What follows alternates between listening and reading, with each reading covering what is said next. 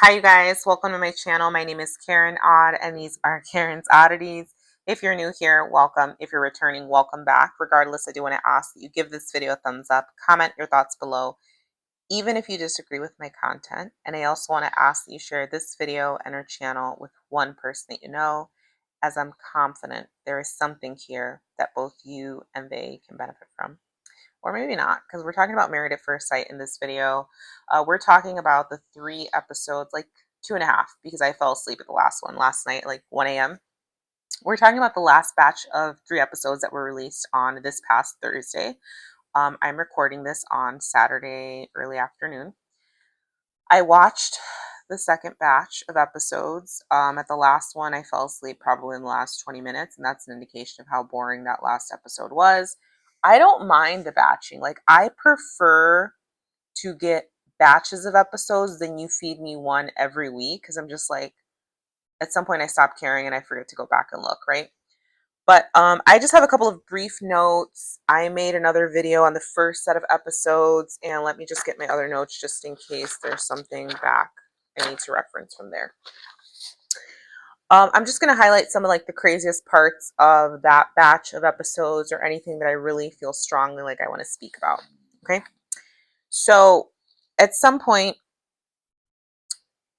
Felipe is in bed with Tori, and I think I'm annoyed like a lot of you are of trying to understand, how did we get here, right? How did we end up with so many people, more specifically the men? There are issues with the women too, but let's talk about the men briefly. How did we end up with so many men that aren't genuinely interested or ready for commitment and are so vocal about it, right? And as for the women, how did we end up with an episode where there's so many women and the men, right, that have so much unresolved trauma, trust issues, and issues from their past and childhood that they have not, it doesn't seem like they've dealt with in therapy, that are not healed and ready for marriage and a commitment? And I know that in real life, like, I know that's how it happens, right? People, each person that gets married doesn't go through this healing journey and goes to therapy and meditates and finds spirituality and religion and prays and is fully healed, and that's when they meet. Like, in real life, people meet and they don't resolve all of their childhood trauma, all of their ongoing issues, issues of neglect, abandonment issues, etc. Some people never go to therapy in their entire lives. I get that. In real life, I get that. But this TV sitting up here, that's not real life, right? This is a curated show and experience. And maybe there's my answer. There's a reason they brought us the fuckery.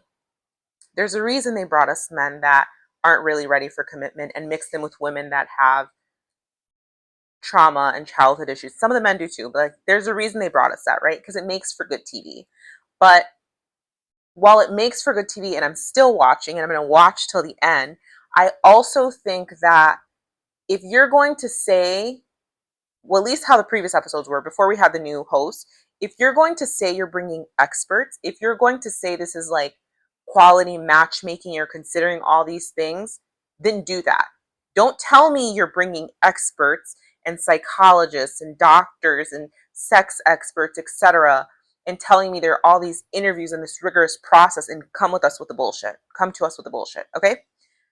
That's my spiel and vent. Let's get into it. So, Felipe. Felipe is paired with Tori. Felipe is Brazilian, I believe. Tori grew up in a poor household. Police are being called a lot, etc.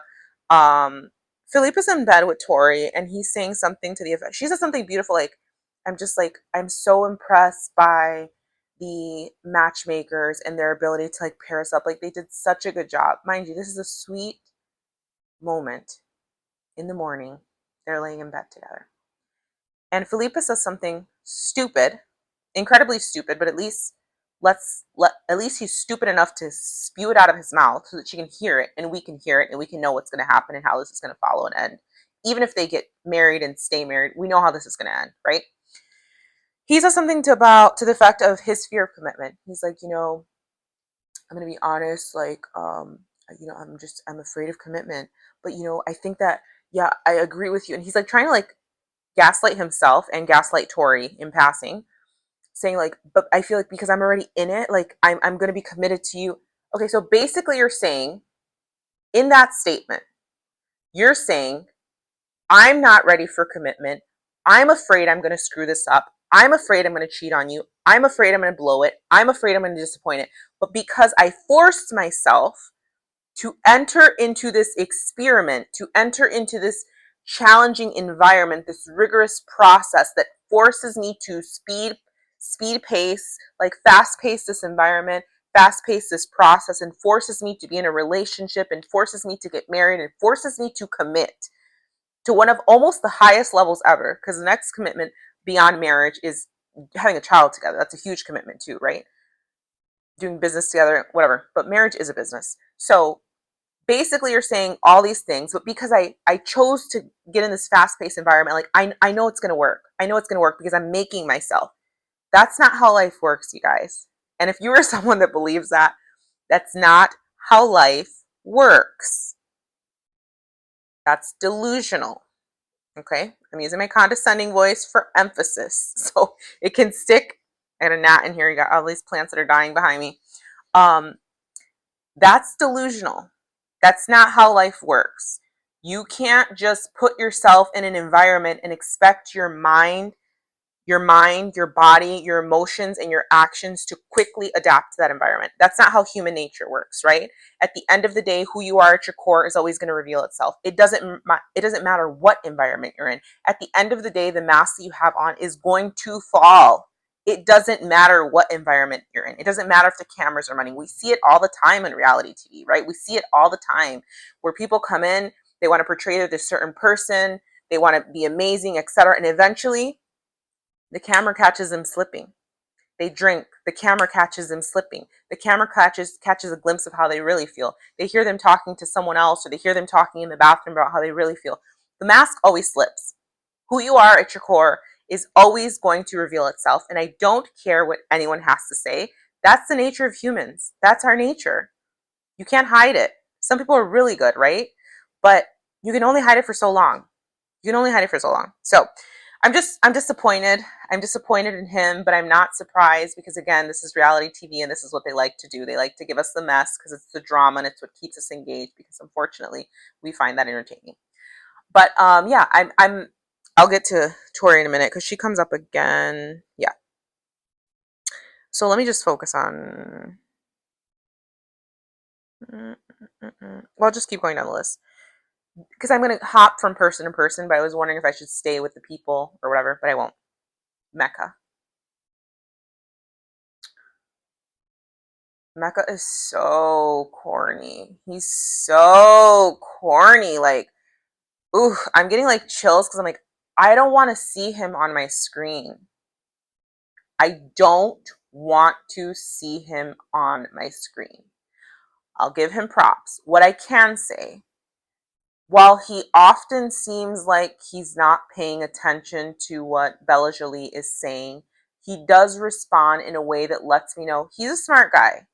He's a smart guy. Like he's able to reflect deeply on situations and respond at an intellectual level. So I will give Mecca props for that. But unfortunately, as we all know, like his upbringing, his father, his narcissistic piece of shit loser father. I'm sorry.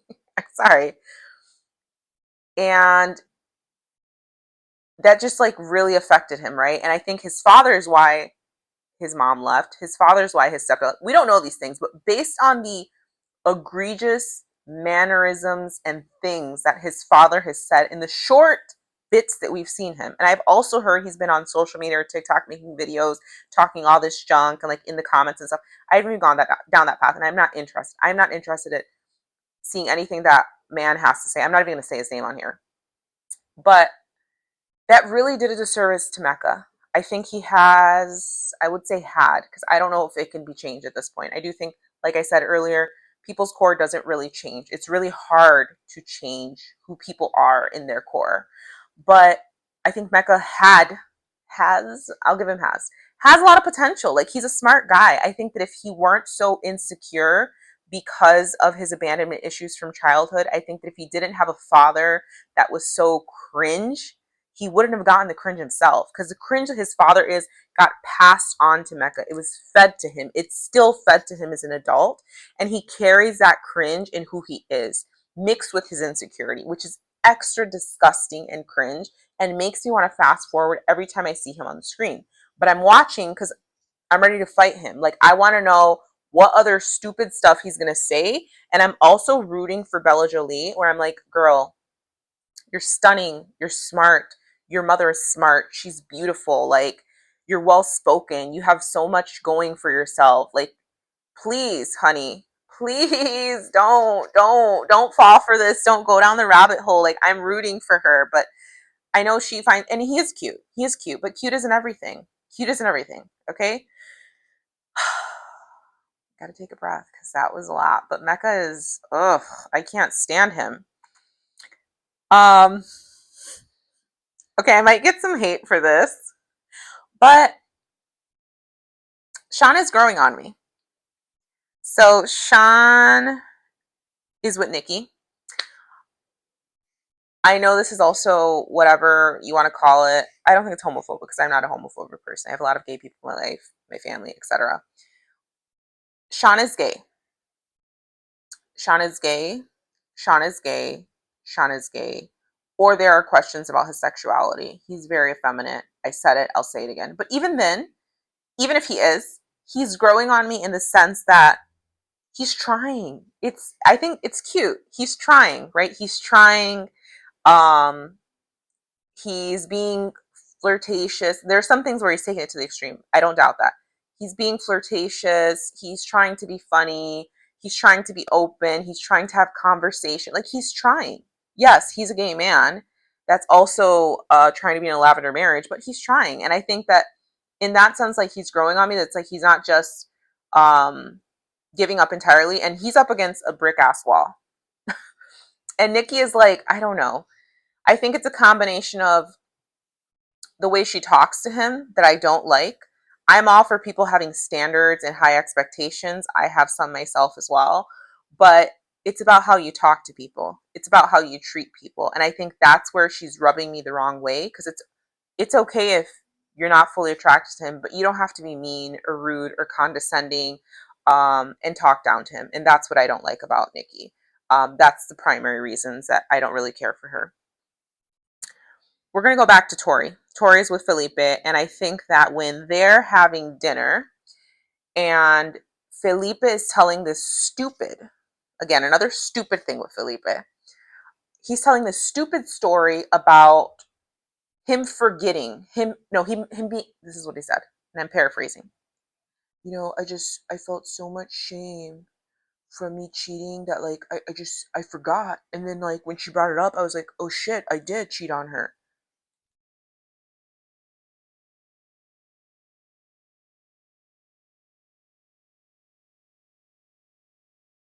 Who are we kidding here? Who are we kidding here? I've never heard some dumb shit like that. I've never heard that before. Real convenient. I have heard, and this is true, backed by psychology. I don't know what the hell he's talking about, but I have heard when people experience incredibly traumatic events and incidences, their minds may block out the memory as a form of, like, protecting them, right? But for you to say you felt so much shame, I wonder when it started. When you stopped making out with her, when you got home and laid in bed, or like a week later when you're like, let me force my mind. It never started, because it's not true. Okay. But yeah. So I noticed that when he's explaining that story of him cheating, I feel like someone that can spot the bullshit, if you just look at them, like, you can tell that they're not, the bullshit is not coming in, right? They're looking at you with like a deadpan. And as he's telling his story, obviously this is a show and it's being recorded and it's edited and all these things. You can see by Tori's face, she's doing the math in her head. I believe she's processing and being like, this fucking idiot is an idiot. I don't think she's falling for his bullshit. I don't think she's going to fall for his bullshit. Um, I need to write something else out. Oh, this is a digital. I can't write it. let me get back to the last thing that I saw on there before I went to sleep, which was fucking crazy. So I can tell she's clocking the bullshit, which I'm like, thank God. Thank God. There's nothing super negative about Tori that I've seen so far. I think she got too much Botox, which is like the worst thing I can say about her. She's a beautiful girl, but I really think she shouldn't have put anything in her face. I'm sure. I don't know what she looked like before, but I'm sure she was beautiful before that. I'm absolutely positive. A lot of us are beautiful before we do anything to ourselves. We just don't believe it. So then we go and do things and it changes our looks drastically or it makes us look incredibly older. That's probably the worst thing that I can say about her. She hasn't said or done anything incredibly stupid or anything like that. And I think she's playing her cards right. Okay. Tori is playing her cards right because from these shows, we know if you are attractive, if you are unproblematic, or if you are attractive and you are problematic, you are likely going to get another opportunity off of this show, right? So she's coming in as like quiet, sweet, sharing, soft spoken, pretty, soft, always looks pretty. I don't know if we've seen her without makeup yet. I hate the pink lipstick. Like your lips are already overdone. It looks kind of like like when they have depictions of like clowns where like the over lip, it's overdone in my opinion. But I think she's being calculated in the sense that she knows from this there will be other opportunities for her. No doubt about it. No doubt about it. Maybe with Adam, but Adam's on my shit list. I don't even know if he's on here. I don't think he's on here. So I like that Tori's clocking the bullshit. I like that. I appreciate that for her. I'm rooting for her as well. Um, Marissa and Adam, I think in my last video, I didn't have much to say about Marissa. They slept together on the first night, which is on the first night of the honeymoon, I think. I don't know. We don't know what night. Let me not say that because I don't know when they slept together. I was not in the room with him. I would not want to be in the room with him. But they're intimate. You can tell they're talking about it, etc. Good for them. Like, have a good time, honey. Right? I don't think Adam is ready for marriage, but he's kind of like, I don't know. He's shifting in the last couple of episodes, so maybe he is. But good for them. Have a good time. Make the most memories out of it, right? I do think that when you start sleeping with someone, if there's a lot of physical attraction and if there is chemistry, then it clouds your judgment a lot of times. And I fear that maybe that can happen with them, but who cares, right? They're married. They chose to get married. So what's the worst that can happen if your judgment is clouded by sex and then you fall in love and it ends in divorce? That's how life happens sometimes, right? So good for them. Um, so I know I said Sean is growing on me. My next note says girlish figure, dot, dot, dot.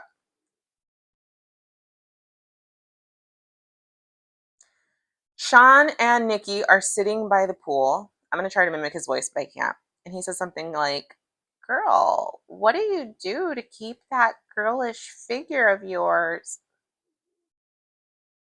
Girlish figure? Girlish figure? So the opposite of girlish figure would be a boyish figure. I just don't understand the reason to say girlish. And I know I'm like digging, but I just wrote that note because I'm like, that made me cringe. That made me cringe. Okay. Not because I know he's gay, but just like, who says that? How about you just say, like, what do you do to stay in shape? Like, you look so good. Something like that, but girlish figure. Anyway, let's move on. Um, we go back to the table with Philippe and Tori, and Tori's telling the story of when she learned she was cheated on by her boyfriend with someone that was younger. She took the girl out, they talked, she packed up all her stuff. Good for her. Good for her, right?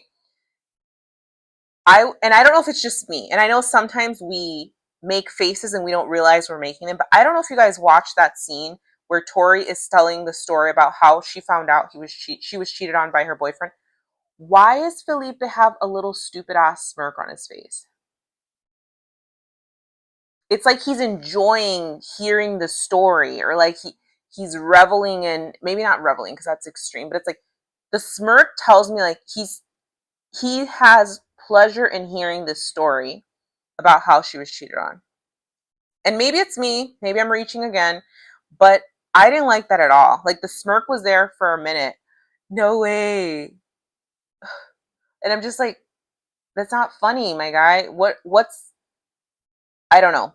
I don't know. I noticed that. I made a note about that. At some point, I have 2 more notes, and then I think 3 more notes, and then I think I'm done. At some point, I was cringing because I get it. I've been there before. Well, I haven't been a Bella Jolie with a cringe ass guy. No, I've dated some cringe ass guys. Bella Jolie, I think it's when they're on the boat. Bella Jolie is on the boat with Mecca, and she's like, I want you to take the lead. I don't want you. Basically, like, if you want to touch, I don't think she's saying this, but how I interpret it is like, if you want to touch me, if you want to like take the lead, if you want to put your hand on my leg and like kiss me and whatever, like I want you to feel empowered to do that. Like I want you to feel like, I want you to feel like she didn't say like a man, but maybe she does. I can't remember her exact words, but essentially she's saying, I'm giving you the green light to take the lead. Girl, girls, men, whoever's watching this, if I could tell you the number of men, because I'm with her on that I've dated where I'm like, I want them to know, I want you to be like this. I want you to be alpha. I want you to be strong. I want you to take the lead. I want you to say, baby, this is what we're doing. And at this time, please be ready, etc. I want you to say, what do you need? I want you to take control. Take the reins, not in a controlling, unhealthy way, but I want you to be fully in your masculinity. I want you to do that. The minute women and men that date other men, the minute that you have the thought that you have to tell a man or give him the green light or let him know what type of masculinity you want him to bring or how to be more masculine or how to be more alpha or how to show up for you, it's a lost cause, baby girl. It's a lost cause, okay? Because I've been there, and the truth is, and I realize this now from the men that I've dated. There are men that I've dated that have it. They have it instinctually. They have it. The masculinity, the alpha, the leading. And there's some that are never going to have it. They're beta. They're passive, right? And I'm an alpha woman. I'm an alpha woman through and through. But when I get matched with an alpha that's a little bit more alpha than me, I won't become a beta, honey, but I'll step it down a little bit, right? Some men have it and some do not. It's not something we should have to tell them. It's not something we should have to coach them. It's not something we can show them. They either got it or they don't. And if you have to ask for it, it's not going to come out. And they're going to try and they're going to become frustrated because they're not going to do it the right way. And you're going to become frustrated because it's not going to come out naturally. Even when they're doing it, it's not going to seem natural. It's not going to feel good. It's not going to be enjoyable. It's not going to be pleasant. So let it go, baby. He's not what you need. You got to go to the next one. Okay. Cameron. I forget the girl's name. She's super, super beautiful. Super stunning. I think she's gorgeous. I love her face. I love her dimple. She seems super sweet, super classy, super nice. Cameron's wife in the show. Who's this person parked in front of my house? But guys. Oh wait, I have the notes here. Cameron and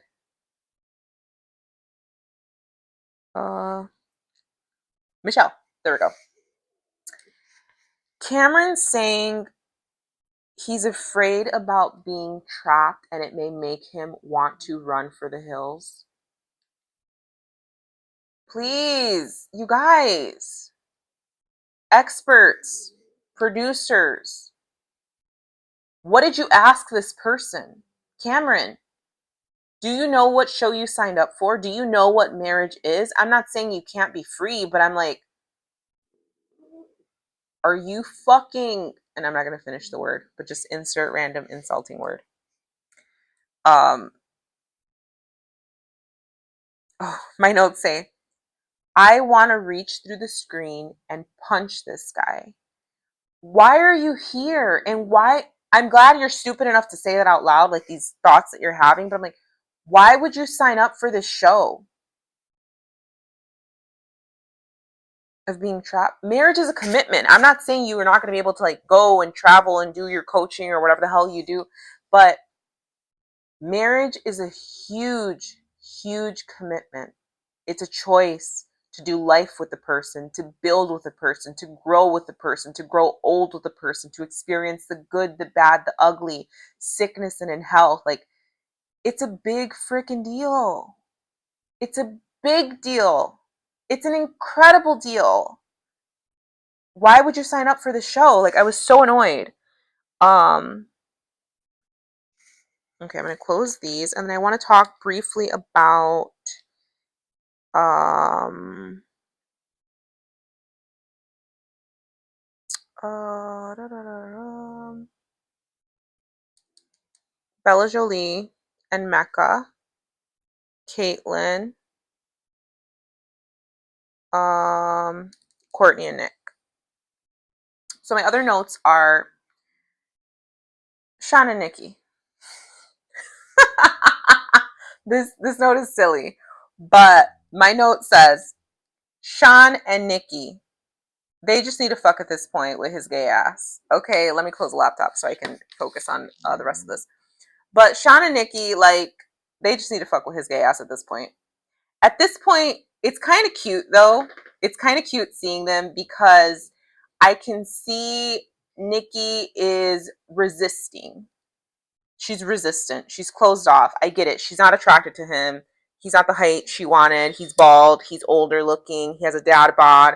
He may not make all the money she thought. He's not an actual doctor. He has a doctorate. Um, and she has high expectations and wants what she wants. And she's a beautiful woman. She's beautiful. She's smart. She's accomplished. She works on her body. She works on herself. She's well spoken. She's alpha, etc. He's not, and she's paired with a gay man. Like all these things. So I get it. I get it. It's not what she wanted, so she's fighting it. But I also think he's growing on her, right? Because he's sweet. Like he's trying. He's silly. He has a cute smile. He's funny. Um, he's corny as fuck, but I think it's also growing on her and being in that environment and spending that time together. I do think there are parts of her where she is liking him. And she says that herself, where she's like, you know, something about this experiment is like making me feel, yeah, it is. So I think it's cute to see like them go at it because it's like he gets closer, she pulls back, and then she gets closer, then like he gets closer, and then she pulls back. It's like this cat and mouse thing that they have going. Um, where I'm just like, can you guys just like maybe that'll help. Maybe that'll help with the tension and maybe like there's just a lot of tension there. And I think sometimes, not all the time, some tension is like strictly anger and frustration, but I think like there's a lot of tension that I'm like, there's a sexual undertone to their tension. And I don't think it's just coming from Sean, because I know Sean has been very vocal about sex, but I don't think it's just coming from Sean. I think that when the cameras are less on, I think that Nikki engages more, and I think she likes the attention. I think to some degree she finds him attractive, and I think to some degree he's growing on her. It's a natural thing, right? But that was my note for them. Let me see. Other random things.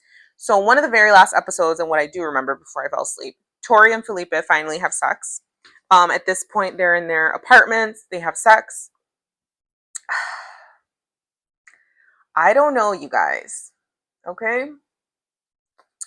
They have sex, and she says something to the effect that she was feeling super anxious and she felt like the room was closing in on her. And maybe it was like temperature, maybe it was hot in the room, maybe I don't know. So then she decided to leave and go to the couch to sleep separate. And a later preview, it says something to the effect that she thinks it happened too soon.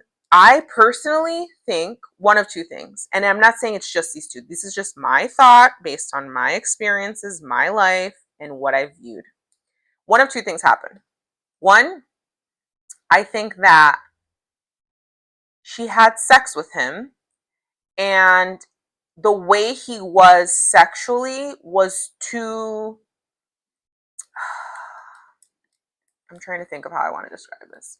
I think the way that he was during the act was either too aggressive or seemed too transactional for her, right? Because who knows how long, I don't know how many weeks we're at, how many days it is at this point where it's been building up. And we know how men are. They're disgusting. They're pigs, right? So it's like it could have been too intense for her to where, as women, like when we are on the receiving end of sex, if a man is like ravaging you like an animal, like physically, like kissing you and touching up on you, and like something in you can click, if you're not on the same level of that intensity or desire, it grosses you out. So I think that could have happened. It was too intense. She was grossed out by him and she's like, ew, and regretted it and needed to leave. Or they were intimate and it was not good. And that made her also, you know how guys get post nut clarity? We get it, we don't even have to nut to get the clarity. We get the clarity during and after. Okay? But sex was not good and she's like, oh my God, like I'm gonna have to be stuck with this loser that's a cheater, a liar, and sex is whack. I think that's one of the two things that happened with him. So that's Tori and Felipe update. We'll see how that goes. Devin and what's her name? Caitlin. I don't know what's happening, you guys. I don't know what's happening. I see both sides of it, and I had a lot of hope for them. It's just they don't have the same love language and they don't have the same attachment styles, just on my assessment. Like Caitlin is avoidant. She's very poor at making eye contact. And eye contact is a huge part of communication. So when that's lacking, the person on the receiving end feels like, are you even listening to me? Are you paying attention? Are you discrediting or brushing off what I'm saying? They're having some deep conversations and she's just like fiddling with something on here. Well, yeah, I think you're right. Doesn't even look up, mind you. She's just like looking down. So it's really sad. And I don't want to just blame that on she has poor eye contact. But from what she says of her history of dating abusive men, I think that that contributes to it too. Right? She's afraid, she's closed off, she's reserved, she's avoidant. Like she's had a lot of traumatic experiences in dating, and I think that she needed to go to therapy and work through that so and she could like have a clear picture of like what true healthy love is and be able to like feel comfortable being open and vulnerable. I think that's where the issue lies. And don't put it past me. I don't know what I'm talking about. I'm just saying what I think. I wouldn't be surprised if her daddy wasn't abusive. Her mom didn't say a single word. I wonder if like when the parents meet up again, if the mom will say a word. And if she doesn't, I'm like 9 out of 10 sure her dad is an abusive person. So she grew up seeing abuse in her household and dated men that are probably abusive. This is just my hypothesis. I don't know if it's true. And for Devin, like I get it, right? If you have a certain expectation, you want like affection. There are things that he wants from Caitlin that she can't give and doesn't have to give. And because Caitlin can't give or meet what he wants, she feels like she's not good enough, which makes her feel bad, right? So it's like, it's a really, really difficult spot that they're in. I hope the experts can help them. I think in one of the last episodes, they were meeting together, but I don't know if progress can really be made there. Oh, God. Becca and Bella Jolie. I made a short on this too where I I can't stand Mecca. I can't stand him. I can't stand him. I can't stand him. Like I hate this guy. He's so stupid. He says something to the effect of, "Do you think like one of us is more attracted to the other?" And then Bella Jolie is like, "Well, why are you asking that question? I mean, you must be asking for a reason." He's like, "Well, I think that like you're more attracted to me than I am to you." You guys, is Mecca handsome? Yeah, he's handsome, but he's not like, oh my God, like this guy, like I just want to throw myself at. He's not. And separate from that, for me, and people, we're all different. You can look good as fuck, but where's your mind at? Like, who are you as a person? You know what I mean? Like, for me, attraction is the whole enchilada. It's not just how you look. And sometimes you don't look that good, but everything on the inside is so attractive that I'm drawn to you, right? So it's like somebody needs to humble the fuck out of Mecca. And I wish, and it's still not happening because I was watching another episode where, you can still see Bella Jolie is like in awe. And I don't know if she's ever dated attractive men before, and I don't know why. She's stunning. She's beautiful. She's smart. She has so much going for herself. I don't know why she hasn't dated better looking men than Mecca, but you can still see she's pretty sprung on him, like just how she looks at him and stuff. But I'm just like, please, God, send someone to humble Mecca and his daddy. Someone needs to. So obviously that hurt her feelings when, oh, and then he said something about like, I think that um 80-60, he's at 60% and she's at 80, or he said some different number, 180. So everything was like 20% off, 20 percentage of 20 off. Yes.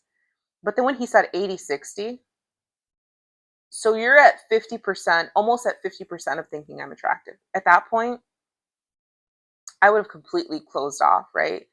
She's, I don't, I don't know what he finds attractive. And I know attraction, beauty's in the eye of the beholder. There's like body types, there's hair, there's so many things, right? When we talk about physical beauty, but I'm just like, I wonder what he finds. What would he find more attractive, right? I hope, and I can't remember. No, we didn't get to see the meeting with the expert, so I think we'll get that on Thursday. But I'm just like, that conversation pissed me off. We talked about Sean and Nikki. They're arguing again. I'm just like, can you guys just fuck already? Like, shut up. They're always, and I get it. They're both very smart and logical, and I can get into arguments like that with people that are really logical too, because I'm always trying to like dissect and analyze the situation. But I'm just like, can you guys just like, I don't know. They're getting annoying at this point. Nick and Courtney, I'm still on the fence, and I think that's my last note. I'm on the fence about whether or not is Nick just on here for TV. I don't know. So I've heard different things. I've heard he's been on 3 reality shows. I've heard he's been on 5. I saw The Circle and I watched The Circle when he was on it. I did recognize him from there. I don't watch Perfect Match. I don't watch Love Island. I don't watch those stupid ass shows. I do watch some stupid ass shows like Married at First Sight, Love Is Blind, etc. I thought he did The Circle. I thought he did Perfect Match. What other shows did he do? So I think I'm going to do my research, but I don't know. Some people say that like when the cameras are on, like he's on 10, right? And when the cameras are off, buddy, come here. 1 second.